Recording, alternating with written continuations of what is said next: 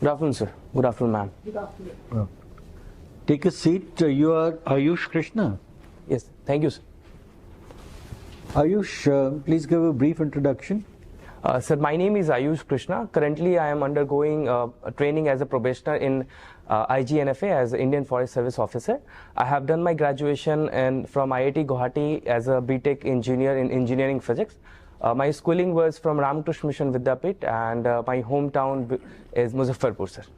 So with that kind of a background, you don't think in terms of a career in engineering? Sir, I did job for 1 year, considering my career in that.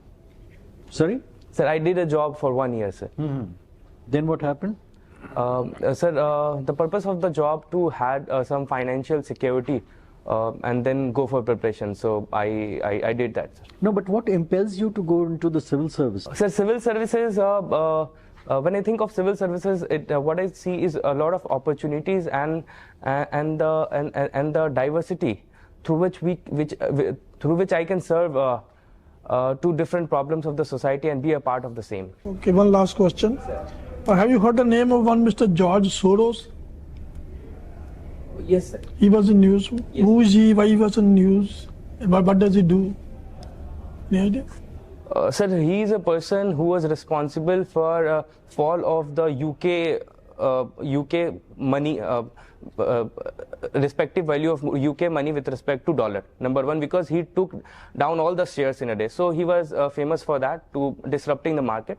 And number two, he has infamously claimed something that is not being respected by us, that about our honorable Prime Minister, about the state, that the way India is operating. He runs and supports some NGO also. Yes, sir. There are some NGOs which are being run in India. Sir, I'm forgetting the name, but yes, it is there, sir. I'm forgetting the name. Okay, fine. Thank you. Thank you, sir. So, Ayush, it has been said that this February last year was the hottest in 122 years. So is climate change real, or is it imagined, or are people just blaming climate change for this? And they've also predicted a heat wave in the coming months. Yes, ma'am. So, ma'am, climate change is absolutely real, ma'am. So earlier it used to happen. Climate change happens due to two reasons. One is anthropogenic and one is very natural, which has happened always. But what we have done is accelerated the process, ma'am. So what are the solutions, if any? Ma'am, there are multi-pronged solutions which we can go. Number one, why the climate change is happening? It is happening due to large number of CO2 in our environment. So first we have to check the emissions of the CO2 at the one end, and also if it is already in the environment, how much we can sequester. So what, reduce the CO2 emission, and one, sequester it. Number two, ma'am, we are using the land use pattern is changing. For example, there are a lot of forested land that is used for non-forested purpose. And for that, different plantations are being made. But creating a forest is very difficult, ma'am. We cannot create the microclimate, so we have to understand it.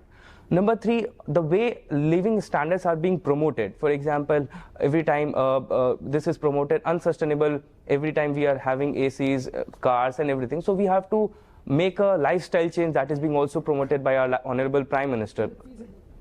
Yes, ma'am, it is feasible. To change our lifestyles. Yes. So what mission has been launched by India? Life mission, LIFA mission, life map. Saying what? What does it stand for?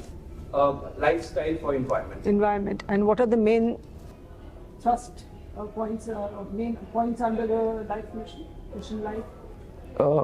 Ma'am, it wants to target to day-to-day our life activities. Number one, for example, if we are using geyser for bathing, we can shift to solar energy. If we are using more number of lights, we can shift to LED lights where it consumes less. If we are our food pattern also, that is not very much water intensive. So small things can make a large difference. That is being promoted through life. Reduce, reuse, recycle. Yes. That's the main theme or the main, yes. Reduce your consumption, reuse whatever can be, and recycle, and live in harmony with nature. Right. So This, you have also in this context heard of green energy, green hydrogen, electric vehicles. How can they all contribute? Ma'am, all of them has one common thing, that we want to reduce our dependency on the fossil fuel that is being exhaustible. So if we change our focus from that to the renewable sources of energy, then there's a lot of potential that we can make, because our emissions will be less. And what about green hydrogen? What for and against 1 point each?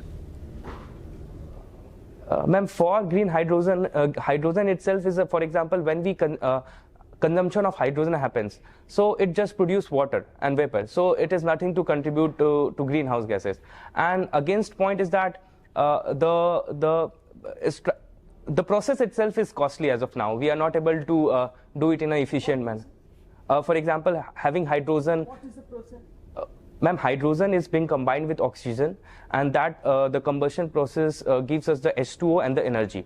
So the extracting of the hydrogen itself in its pure form is costly as of now, ma'am. And how is hydrogen being manufactured? I'm sorry, ma'am. One process is, ma'am, electrolytic process through which electrolysis process through which we process. But the energy is not green. Yes, ma'am. Energy used for electrolysis is not green. Right. If we use the same coal for that, then the purpose is defeated. Last question: UN Security Council reforms. Yes, ma'am. Or in general, the functioning of the UN Security Council. What is the reason why we are calling for reforms? India, along with some other countries. Ma'am, today the world is multipolar. And earlier the scenario was there that the only few powers were there to dictate the world scenario. But now there are multipolar world with every country or the other having some or the other to offer to the changing geopolitics. And now it is only a member of P5 permanent members who are given all the supreme authority. So, when you say supreme authority, what does it mean? Ma'am, it means that whatever sanctions they have to make, it is mostly decided by them. And even if any of the P5 members are doing something wrong, or then also only through these members anything can be done. So it's a consensus based organization. Veto, ma'am. Exactly, I'm missing the word veto. Thank you, ma'am. And also India being a global, coming to be a global leader, should have part in this, and they are not willing to expand it. So that is, I think, there is a need for UN reforms. And also for the world pressing problems, UN has not turned up very positively. For example, COVID and solution for Russia-Ukraine crisis. So there are many problems which are coming up. And what is the basic reason for them not being able to find solutions? The consensus between the organizations and keeping themselves apart from the other countries who are significant stakeholders like India, ma'am. Okay. Thank you. Thank you, ma'am.